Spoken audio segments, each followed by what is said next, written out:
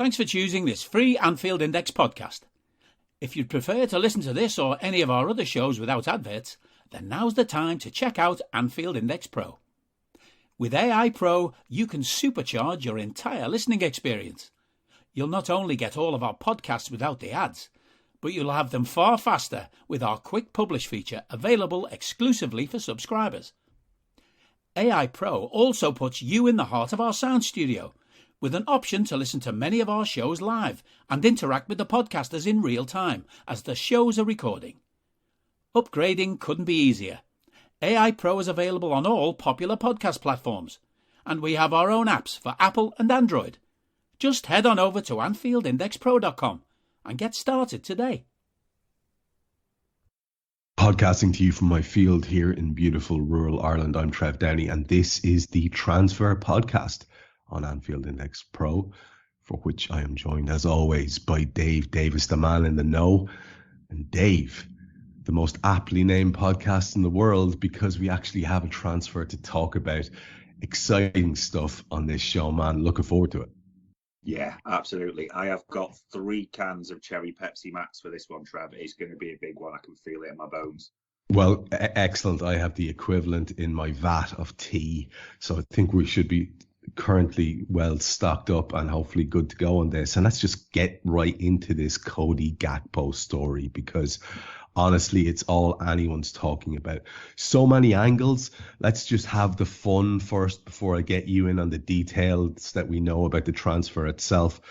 We also have a statement, I think I can find it somewhere, from his club about the transfer. I can read that later on as well. And lots of knock-on effects to talk about with regard to this transfer, which is now an actual thing, not a rumor. But it came from out of the blue. And like I said, the hilarious part for us this morning is watching all the Manchester United fans and affiliated journalists saying, well, we never wanted him anyway, when that is just so clearly not the case. And it seems as if we've Nunez'd them again. So that's just a little bit of bonus joy. And as my Twitter pal Damo said, almost worth the fee in and of itself. Yeah. Talk to us about what's happening with CODY Gakpo, from the announcement of it to the details we know about it, and anything else you want to get in the opening part. And like I said, we have lots of places to go from there. It's been a crazy 24 hours with this one, hasn't it, Trev? A Gakpo gazumping, as I am calling it. So, yeah, after the Aston Villa game, we were like, yeah, 3 points. Let's see, as we meander towards a transfer window, what happens.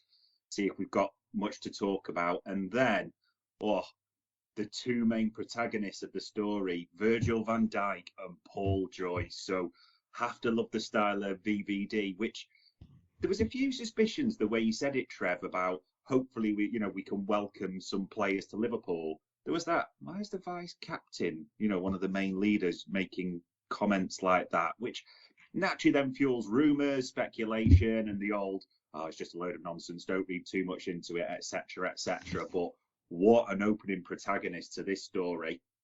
However, he sets it up and it's volleyed into the back of the net by Paul Joyce. So that breaks just all of a sudden, didn't it, from nowhere, that Liverpool are in advanced discussions, close to an agreement, as it were, for CODY Gakpo and PSV. And if you look at the history, Trev, and the way these things break, there's real similarities now.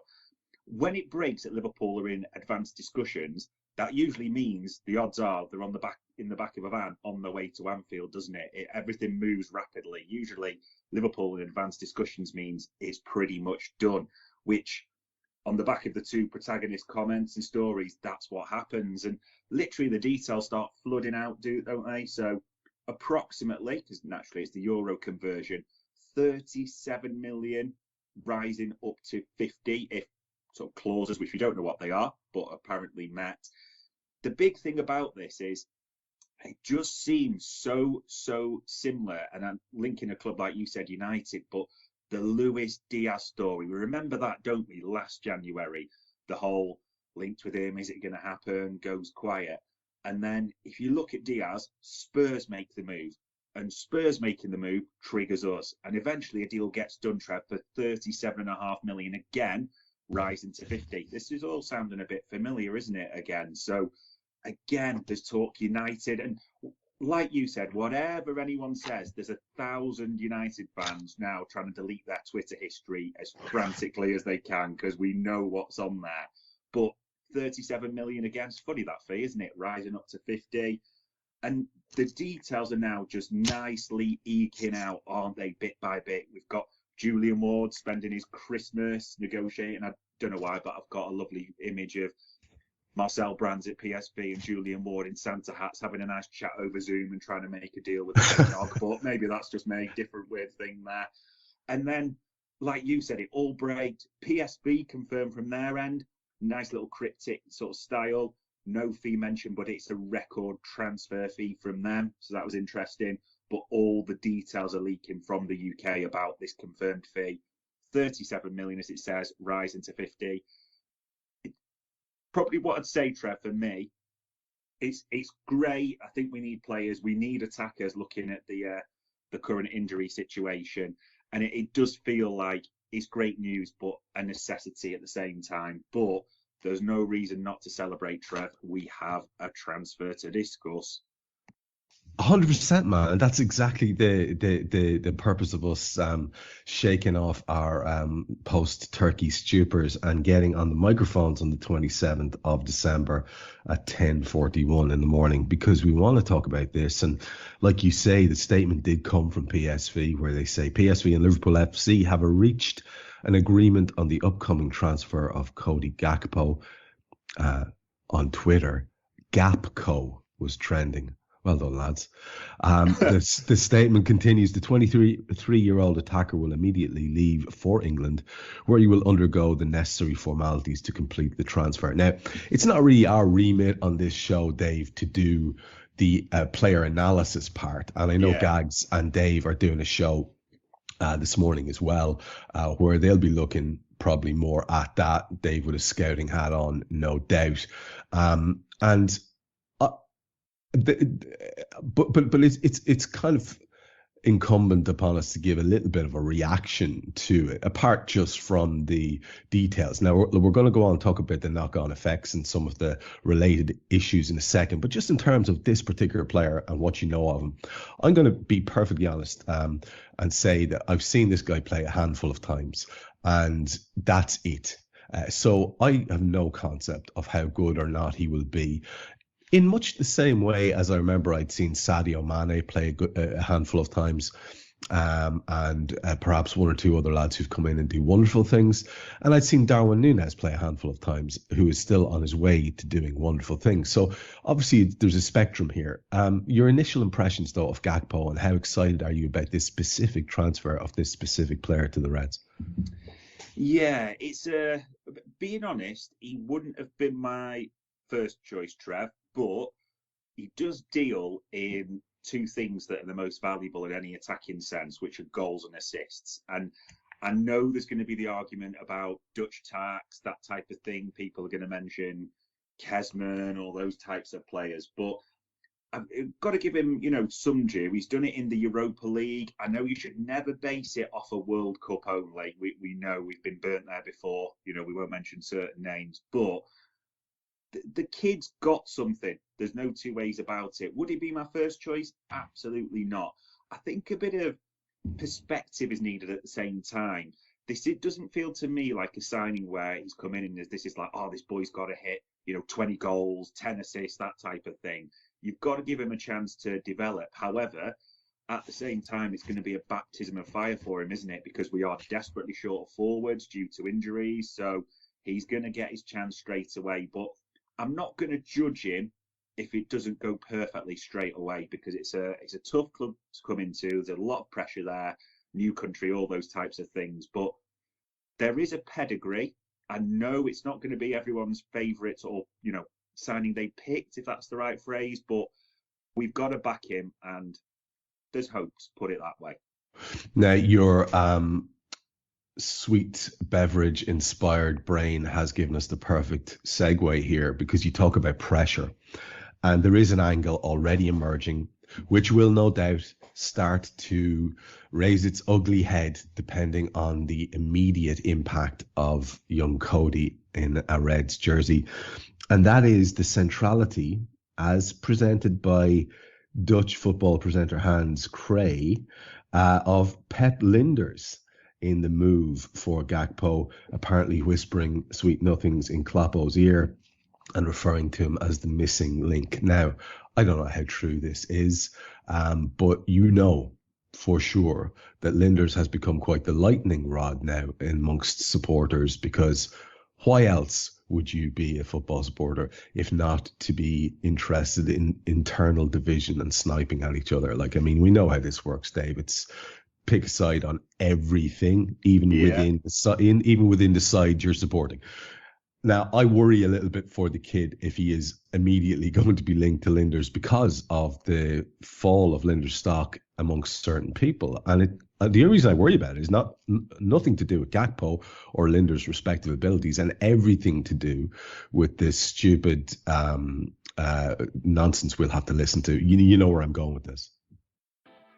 Are you that person who has everything? The coolest merch and those must-have fan threads? Well, over at our Anfield Index shop, we've gone that extra mile when it comes to pimping up your Liverpool collection. From our popular range of bespoke design t-shirts, sweaters, hoodies and hats, to our signature edition mugs, prints and coasters, all provided with fast worldwide shipping. We have something for every red. We also stock official LFC merchandise and are licensed with the Premier League and UEFA to sell official iron-on shirt badges and sleeve patches. As a listener to this podcast, you can get 10% off everything with coupon code AIPRO10.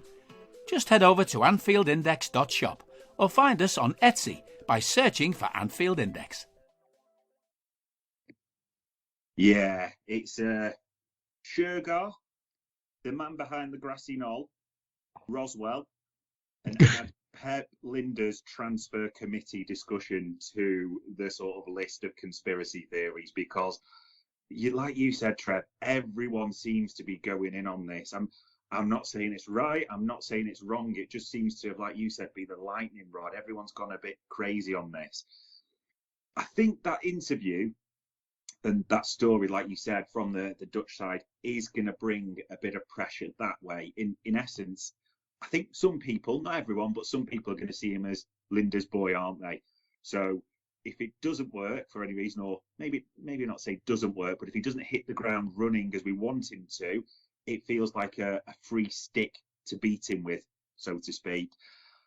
I hope it doesn't. I hope we give him a bit of, league way, sort of he gets encouragement, however it works, so to speak. But yeah, this, for the Lijnders theories, this just adds fuel to the fire. And I'm not saying they're wrong, I'm not saying they're right, but it is just more gasoline on the bonfire, isn't it? Let's be honest. Well, especially if there is no recruitment made in the midfield area, which of course is going to be a topic we're going to address very soon. You can see how people might get all bent out of shape. Now, we're only flagging that up because that's what we want to do here. We don't like to get left behind any of the advancing angles on these transfer stories, so I'm bringing it up, not to pour any cold water on anything, which should be an exciting day. We got a new player and he appears to be quite good, so let's enjoy that. In relation to that, there are a couple of other kind of knock-on things that we could talk about in terms of what impact the arrival of Gakpo is going to have on the squad. Now, we're always looking at who might be moving out so that others could move in. And one of the big stories we were looking at recently was a Bobby Firmino contract. And one of the other stories we were looking at only last week, I believe, on our last show, was the future of some of our young attacking talents, specifically the highly rated 17-year-old Ben Doak, who we were of the opinion and impression from the word on the street and the word from the club was going nowhere. Now, that was then, but this is now. I wonder, are there any knock-on effects that you can speculate on for the likes of Bobby or for Ben Doak in the short term? Yeah, it's a weird one, and it's going to throw up questions until it's resolved either way, to be honest. thinking back to, as we said, we've covered it on this pod. We've been honest about what we've been told from the Bobby side. We have told you that everything coming our way was that there is an offer on the table for Bobby, not signed obviously, but the offer is on the table. What happens with that, Trev? I genuinely don't know. Now, this is, I've got my tin hat ready for this one because we'll see. I still think a deal gets done there. Could be wrong, but I still believe a deal gets done. As much as we've got one in, I don't think we can really afford to sort of, the season the way it is, be moving towards, sort of rocking the boat, so to speak, especially with a crowd favourite. So I still think that gets done. But yeah, I would say our info is that there is an offer on the table.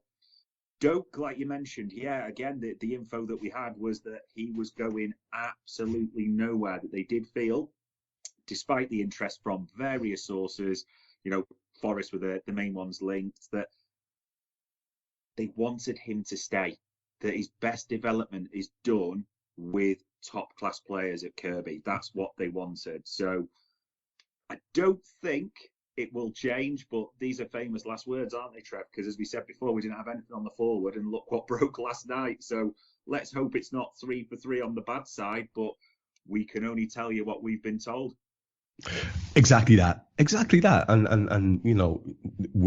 at no point has anyone on this show put on a genuine ITK cap and said this is what's happening. And they're all rolling out this morning with background details to how the deal was done, and it's quite comical to watch. We don't really have any truck with that kind of thing. Dave hears what Dave hears, and we don't even talk about where he hears it. So we're talking about things that we can speculate about, or things that we have been given information about, and that's just the honest truth of it. I don't think there's anything further to say about Gakpo, because, like I say, there are other podcasts dedicated specifically to talking about the footballer and what he might offer and where he might fit in.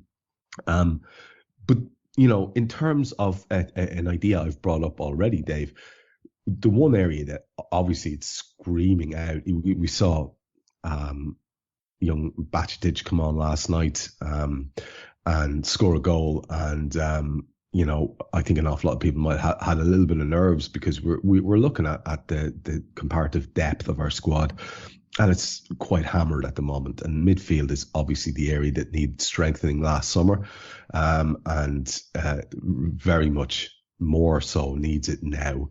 So when we look around, we can see obviously the Enzo Fernandez stories and Bellingham stories are tamped down a bit. I saw a quote from Fernandez saying, "I don't know about my future or proposals. That's what my representatives are taking care of. I don't want to get into the subject. I'm focused on Benfica. We have a game on Friday," which is exactly what you would expect the lad to say in that situation. What can we say about the Enzo Fernandez situation? Because obviously I think the giddiness levels would go through the roof if we could get a midfield recruit of note in this window as well. It would start to look like one of those classic windows, possibly. What are you hearing about the Fernandez situation? Because there's a lot of info flying around. God, if a midfielder story breaks, I'll need the angina spray myself, Trev, in all honesty, the way it's going. But looking at what we've heard, again, we still, like I say, as Trev said, we're not pretending to be ITKs. Just what we've been told is that Liverpool, as we said right at the start of these shows, are looking to move for a midfielder, even if it's not sort of the first choice. They want one in. Who'd have thought we'd be talking about Fernandez as almost not a sideshow, but not the main story with everything that's happened this week? So again, the reports are coming from Portugal and Argentina in regards to bids for him, release clauses, all those types of things. Probably the two I'd really point out, Trev, are in regards to Neil Jones did a small snippet where we talked about how we'd actually asked the club, what's going on with this? Is this story possibly true? The one about, triggering a release clause, loaning him back to Benfica. And he specifically said he got, his response was a laughing emoji from the source at the club. So that's one to probably note there. The other notable one is there was an interview done with, again, watch me butcher another name at Christmas time. I think it's Bruno Andrade, a Portuguese journalist. So he was saying specifically, an interesting one, that Manchester United are the latest protagonists in that story, that they're actually looking at triggering a release clause, which is rumoured to be about 120 million euros, so no small change by any means, that they're in the party and they're prepared to do that now. It's an interesting one, Trev, because all the smart money said initially that not going anywhere, Benfica are doing well, they're not going to want to sell him at a time like this. They don't need the money after the Darwin transfers, their model, all that type of thing. But if the release clause is triggered, if that does exist, there's nothing really they can do, isn't it? It's down to the player. So it's definitely one to keep an eye on. My suspicion says, at the same time, it's easy clickbait, isn't it? Let's be honest. It's a high-profile player. There's a lot of clubs interested. There's a release clause now come to the fore. It is easy clickbait, but at the same time, you can't take your eyes off it, can you? There's definitely going to be legs in this, so to speak. This will run and run all of January. Yeah, no doubt about it. And obviously, having had that little result over United, albeit psychologically, we want to keep the run going. That would be beautiful. And, as you say, clarity of information around this is at a premium. I have a couple of questions. Actually, just an observation first. I should have said this at the top. When on all the podcasts I was part of over the last 2 weeks, I was saying that we actually just need to get an attacker in because this season is dying on its arse. Credit to the club for going and doing that, because we have the Diaz issue, and it's a massive one. And we have Darwin finding his feet. And until he does, we need all the boost we can get, because this season still has potential. And there is a disaster scenario which needed to be avoided, or needs to be avoided. Obviously, the work is still to be done, but at least we got the win yesterday. So credit to the club for that, I have to say. And also, nice to see a deal getting done that almost nobody knew anything about, it would appear. Also nice to see that kind of business being done by Liverpool again. When it comes to the Fernandes thing, I just wanted to quiz you on that angle. What was it Jones was getting at, do you think, when he was saying that? Was that like reaction from the club? Fucking 2022, 2023, we're talking about emojis. I mean, wow. But was that reaction from the club dismissal, or stop asking questions, or how did you interpret that, or how did he interpret that? Hello, I'm here to annoy you. I'm here to annoy you into listening to more of me and more of others on EPL Index. We don't just have the Anfield Index stuff. We've got EPL Index as well, which covers the entirety of the Premier League. And we have 3 podcasts and a whole bunch of really good writing on EPLindex.com. The podcasts are my own two-footed podcast, which is every day at 4 p.m., Monday through Friday, covering the whole league. We have A Tad Predictable, hosted by Tadiwa. You know Tadiwa, he does Anfield Index. He presents A Tad Predictable before every Premier League match week. And then Kevin DeVries and his crew on the EPL Roundtable, they're every week after the Premier League match week.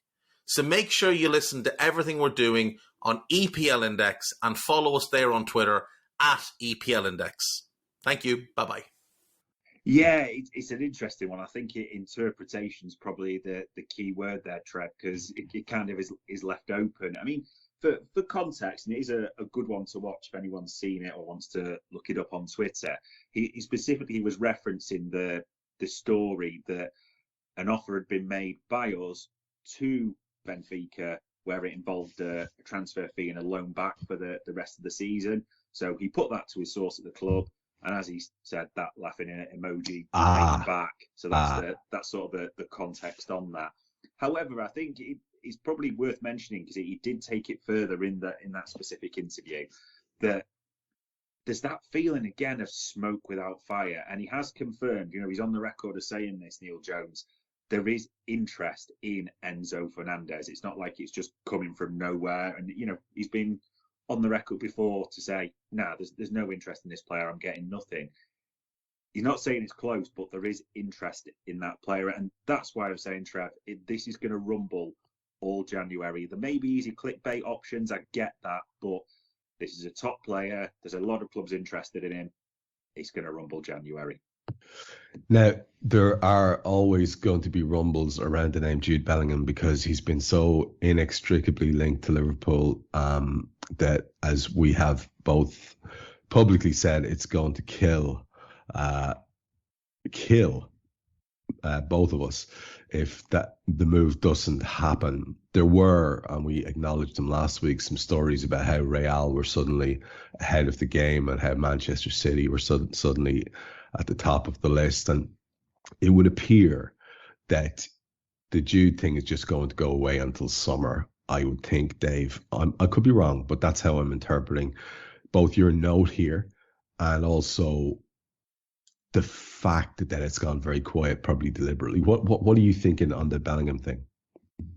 Yeah. I think with this one, it's worth almost putting a pause on this, so to speak. I know there will be a furore before the end of January, but there's a few things that are worth calling out because, like you mentioned, Trev, Bild came out, didn't they, and saying, "Oh, Real have jumped to the front, they're close," this type of thing. Now, if anyone wants to look it up, there was a great tweet by Chris Williams, who's worked as a journalist with the Bundesliga previously, sort of an expert in that area, who mentioned, actually, for a bit of realism, Bild's a paper who's, subscription based. They're going to use it as clickbait, but also it's worth really noting, has said that naturally the German league and by cause Dortmund are almost on a pause at the moment. They're on holiday for this period, so there's absolutely no deal getting done at this time. They're on holiday. It's all on pause, so to speak. They're not going to return to the building, if you want, until January. So any rumours between now, and January, just, pause them. Don't get sucked in by them, so to speak. It also goes hand in hand when we managed to get some of Matt Smith, the BT Sports presenter's time. He said exactly the same type of thing, and also mentioned that there is a series of events that are expected to play out, as in Dortmund will offer Jude a renewal. The expectation is he turns it down, and then it's all moving, exactly as you said, Trev, towards the summer. So there's absolutely zero expectation whatsoever that Jude Bellingham is moving in this window. Nothing is happening right now. It's all on pause. It sounds absolutely mental, doesn't it, that we're actually talking as sort of Jude Bellingham as the third headline in this week's transfer pod. But yeah, just put a pause, put a pin in it for now, and let's wait and see on that one. I mean, if the miracle could happen and we got in alongside Gakpo, Fernandez, even maybe perhaps the other link, Caicedo, who we're not going to really talk about this week because there's nothing new to be said there, and then could add Bellingham in the summer. My God, that's exactly the kind of squad overhaul that everybody, well, certainly I'll speak for myself, that I think is necessary, because between lads aging out and lads not being able to put the minutes in because of availability issues, there is a big overhaul needed. I've never been one of those people who said it just needs tweaking. Look at the squad that almost won all the 4 trophies. Yeah, no, I was never having that myself. But look, it takes all sorts of opinions, and we all have a lot of different opinions about our own players. Nat Phillips is a lad who inspires many different opinions. I was delighted to see Nat getting on and doing some decent work against Manchester City in the game before last. I thought he acquitted himself quite well, generally speaking. Certainly was a step up on Joe Gomez, and that's a weird sentence to say out loud. But having done something recently and gotten more than like 2 minutes at the end of a game, Nat might be already back getting a little bit excited about what he could do at Liverpool. But is he going to be here to do it, do you think?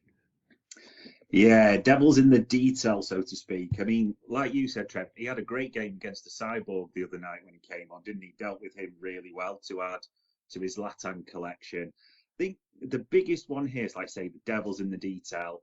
James Pearce does mention him in a specific article, but he's talking in the context of Liverpool looking to raise funds, so who may be allowed to leave.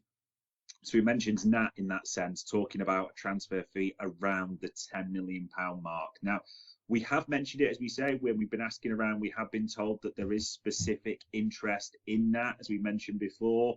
Specifically, a few clubs like Leeds and Bournemouth have been mentioned to us. I think the big one here, again, it might just be a product of circumstances. When do Liverpool ever have 4 fit centre-halves, Trev? It just doesn't happen, doesn't it? Whether it be knocks, injuries, international tournaments, whatever it may be.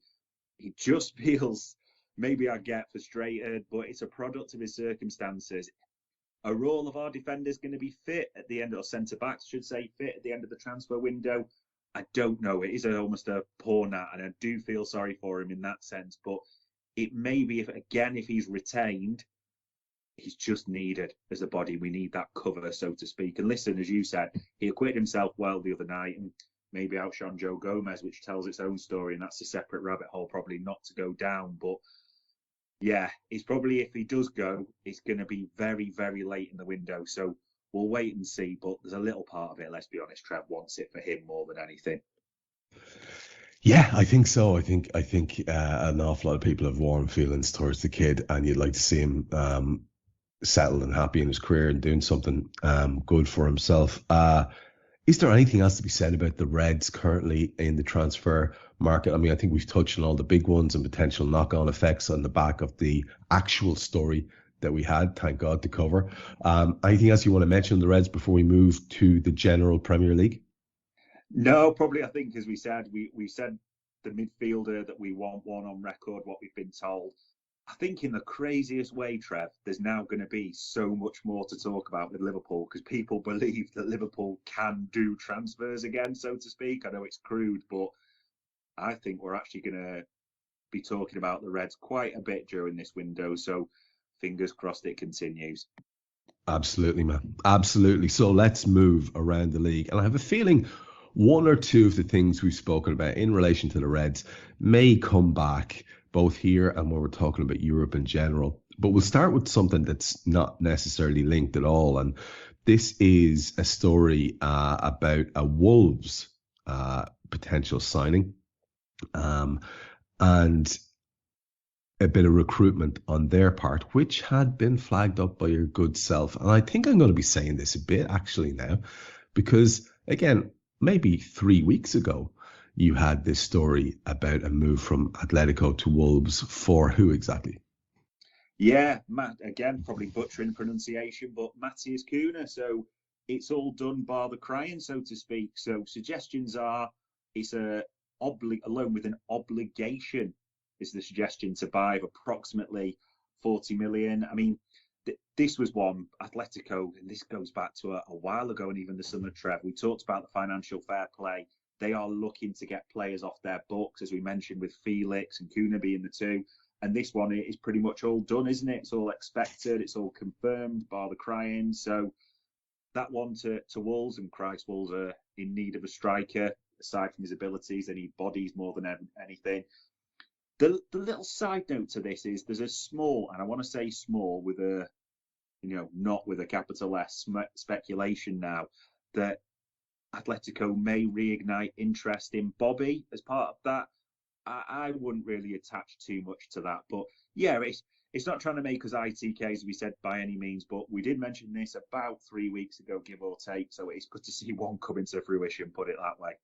100%. 100%. Let's change tack and go to our absolute favourite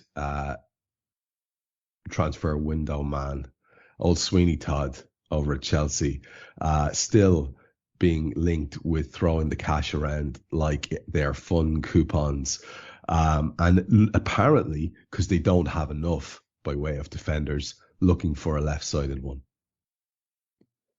Yeah, Sweeney Todd, the demon dealer at Stamford Bridge, is now playing Pokemon, isn't he, with left-sided centre-backs. You've got to catch them all, Trev, simple as that. So a bizarre one in a way that, and listen, this is ultimately reliable because, as we said before, it's through Ornstein, this one as well, isn't it?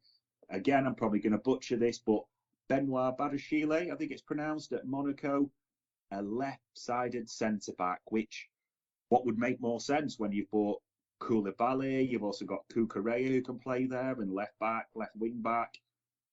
Very strange, Trev, but this one sounds really close. Now, people are going to look at it on the other side and say, well, yeah, maybe this is a Potter, the new recruitment staff that we set in place. So it is just a complete change of tack that way.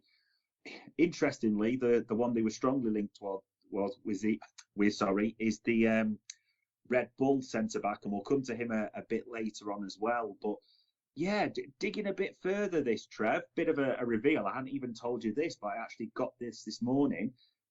There's a strong suspicion Chelsea are looking for up to 3 signings this transfer window as well. Hey. With Badiashile being just, the starting point, so to speak. So he shows absolutely no signs of slowing down. And whilst I can't pretend to like Chelsea one bit, there is a little bit of me invested in the Sweeney Todd story, so to speak. So he gives us our material, doesn't he? So long may it continue. He really does. He's been coming good for us in terms of week to week content. Again, not wanting to say told you so, but it does seem like there's another link that we had brought up that you had raised in terms of an Arsenal potential recruit. It had gone quiet, and now it seems like it might be back on the table again. Who's this, and what are the details of the potential deal here?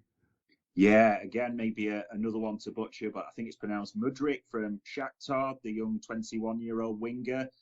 This feels like we're in really negotiation endgame, possibly even, Trev. So suggestions are, again, out in the Athletic, that there's a £57 million bid on the table for the kid. And Arsenal are flying at the moment, aren't they? And they've talked about Edu and Arteta wanting reinforcements seriously there. It also goes with the background of Shakhtar's court case at the same time. So they're suing FIFA, aren't they, for approximately £40 million based on them letting players leave, so to speak, with what's happening there in Ukraine. So that's a one to keep the eye on at the same time, and the knock-on impact for this transfer. But all the suggestions are this is in negotiation time. Shakhtar wanting approximately 100 million, which sounds sort of pie in the sky realistically, but it's all part of the dance, as we say. I would expect this one to get done. Realistically, it's one the player wants. Both clubs want it, really, at the end of the day, for obvious reasons. So, yeah, it's trying not to be all ITK, but we did say it a few weeks ago. So let's see what happens with this one. Now, you're talking about pie in the sky. If you want pie in the sky, you go to the people who can build you a sky made of pie, which is basically, we know where those people are located. And it would appear that the only man who could be delighted with being a front-facing representative for this whole petrodollar crew is, of course, Cristiano Ronaldo. Because honestly, when we were thinking about it, and you have to think about it, who can afford him? A, where could he go? B, do the two sums together, and it was all really only pointing towards one area. Talk to us about what the absolute nuttiness of this proposed Ronaldo move. This is almost when football becomes a parody of itself, Trevor, and what's going on at the moment. Yeah, absolute madness. So, yeah, as you said, the Ronaldo saga goes on. And now the suggestion is, in the weirdest announcement, or sort of the rumour breaking the other day, that he's set to sign a 2-year deal with Al Nassr, I think it's pronounced, in the Middle East, that can technically run till 2030. So there's a few people questioning that. So the suspicion is that it's a deal, and Trev, listen to these figures, talking a deal that can initially rise up to £200 million a year. And the linking to that is Ronaldo will play a part as almost the front, if you want to call it that, or helping to smooth Saudi's 2030 World Cup bid.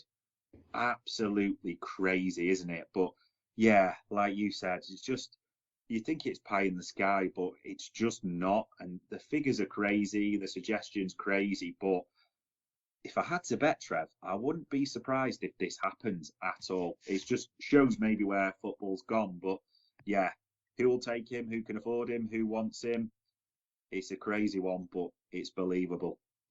I think it's very believable. I honestly do. I mean, again, I asked the question, where can he possibly go?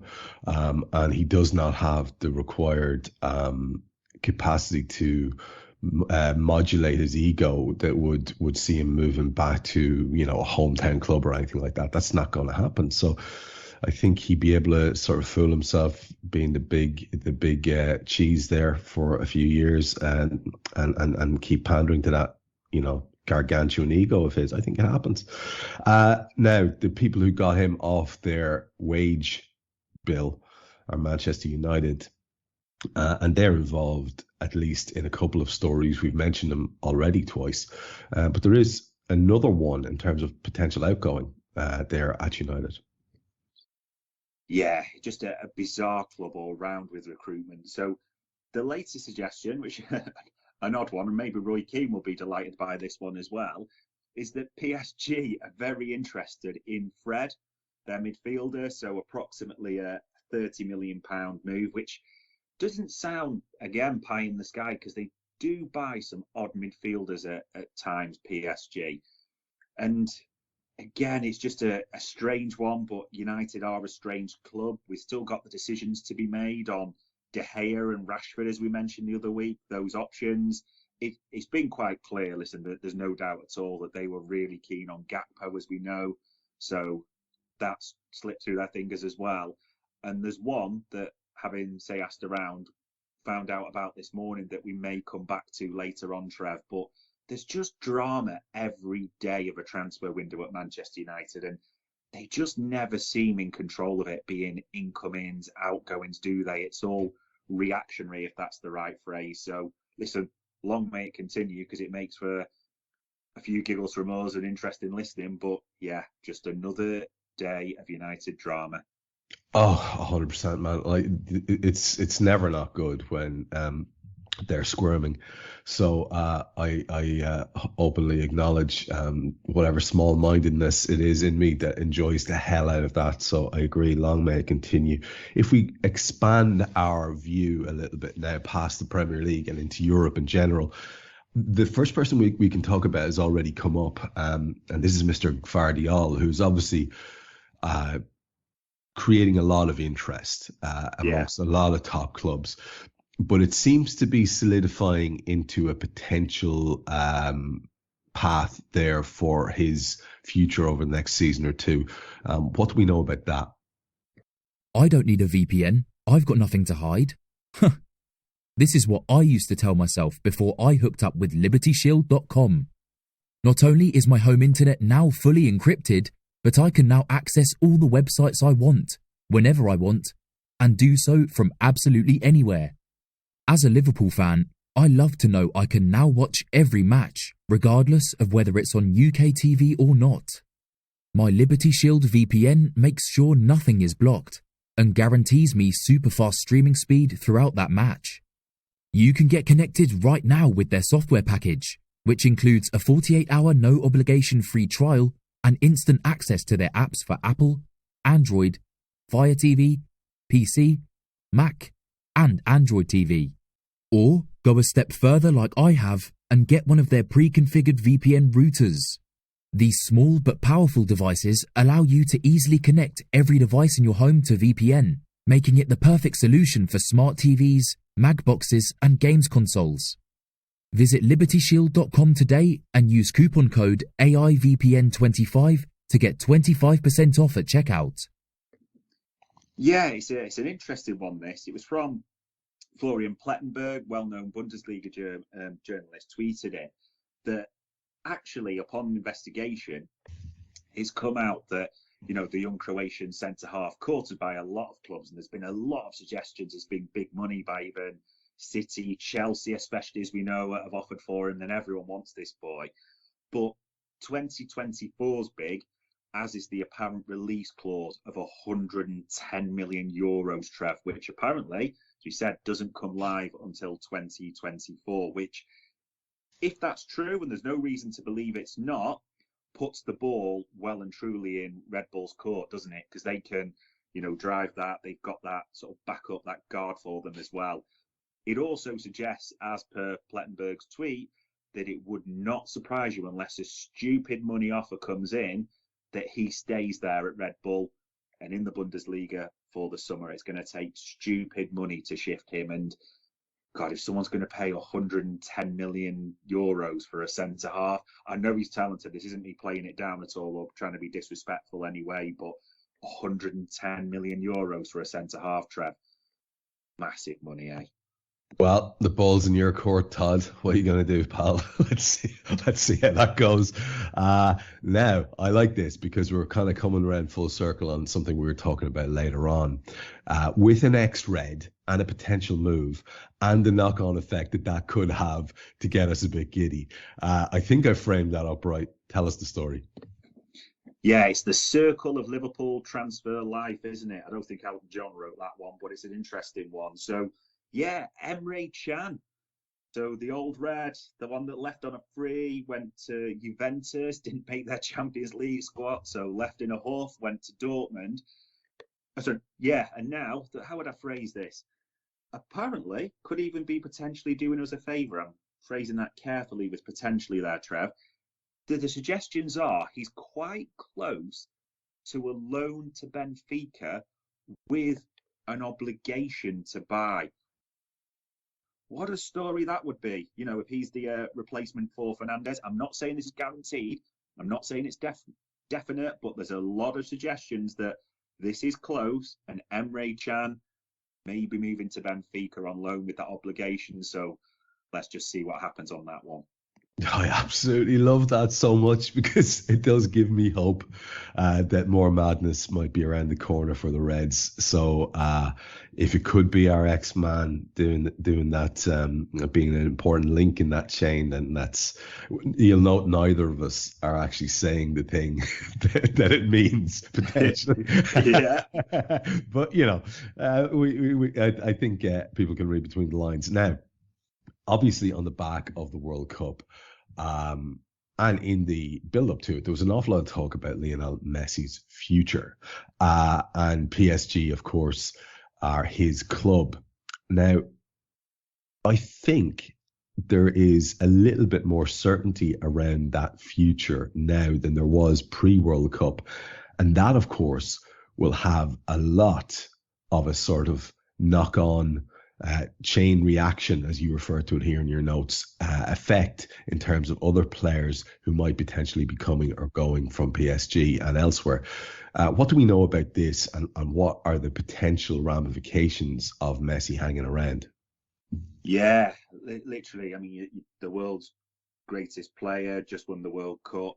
His headlines write itself. And this one has almost bizarrely, with everything that's happened, snuck under the radar a bit, Trev. But it was one that Guillaume Balaguer, well-known La Liga journalist, had tweeted that Messi's extension at PSG is pretty much done. And it's just a case of, putting his signature on the paper, so to speak, which is surprising, as you mentioned, because there's a lot of speculation about moving to the MLS, back to Barca, all that type of thing. But that is the suggestion from Balaguer that is pretty much done, which then, as you say, the chain reaction, the knock-on effects there.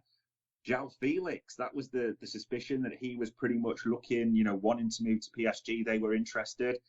Now looks, dead in the water potentially, and we'll come back to him a little bit because this was the suspicion. Remember we mentioned a couple of weeks ago, Trev, that Newcastle have got an offer on the table, a bizarre one for him with the loan, with the, potential option, but a huge fee.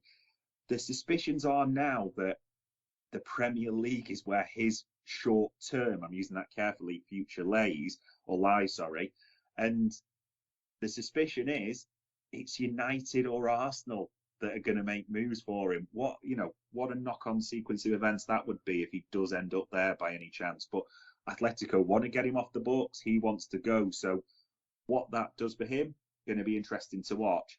And then the other interesting one, Trev, as we said a few weeks ago, they'd come out and said publicly, senior officials within PSG, Marcus Rashford, they were really interested in him. But again, where does that leave that sort of move? No, not want to be clear. We said it was unlikely, but at the same time, it appears to be dead in the water now. So a few knock-on effects there, and then maybe the other ones that need to be looked at. What does that mean potentially for Neymar and Mbappe? Those are two people or two players, superstars. You can't ignore it, Trev, that have had, how we say it, mixed, fortunes, so to speak, in terms of the way it's gone personally for them at PSG. They've not always been the fans' favourite, let's say that, and there's been a lot of talk, especially around Mbappe. So it doesn't sound like much, but that Messi extension is one to just keep an eye on. Like you said, it's the chain reaction to everything else in the football world, and it'll be interesting to see how the dominoes fall on this one. I think it's clear. I think we're talking about Kylian Mbappe to Liverpool 2023. I think that's now obvious. Done. Let's finish our show today with a reference to another guy that we've spoken about on several shows so far, because he has been linked with a lot of players, is creating a lot of interest. I heard him talked about on at least 2 other Anfield Index shows of late. And that's Mr. Moukoko. Like I say, very highly rated young footballer at Borussia Dortmund.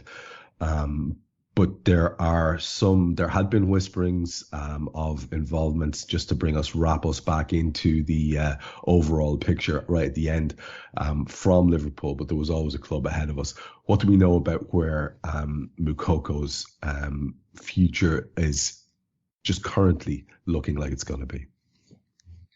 Yeah, we said the other week that it's an interesting one, that the contract expires in the summer, but the strong suspicion, and we asked this again, the strong suspicion is still that he does renew. So it's an interesting story that broke that his agent and him had a meeting with the powers that be, so to speak, at Dortmund before the break around a renewal and an offer. There was talk about, $100,000 a week for the kid. As has come out, there is no agreement in place, but all our sources that we're asking around the Bundesliga are all saying they still expect that renewal to take place. Probably the thing to reiterate again was that Liverpool have got an interest in this kid. I mean, to be honest, Trev, he's that talented. I think any top team in the world does, but Liverpool specifically have an interest. But the big one that we're still being told, that if it is the Premier League where his destiny lies, that Chelsea, good old Sweeney Todd, they are ahead of us in that regard, that he's been shown round at Stamford Bridge. He's had the meeting, so to speak. So they are ahead of us right now. However, got to reiterate, everything we're being told is the expectation is he still re-signs with Dortmund. One of the big delays in that, renewal was that he wanted first team action. He wasn't getting it. Now he's getting it. He forced his way into the German squad. All the suspicions are that is a renewal for Dortmund. However, if it doesn't happen, and there's other clubs that can prize him away, Liverpool will certainly be there looking to jump as quickly as possible. But Chelsea are apparently ahead of us in that race. So definitely one to keep an eye on until that contract is signed. I don't think we could have done much more for folks in terms of cramming extra mince pie filling into this particular podcast. But I've just scanned across, because I always want to just make sure that, nothing breaks while we're doing a show, because that would be heartbreaking.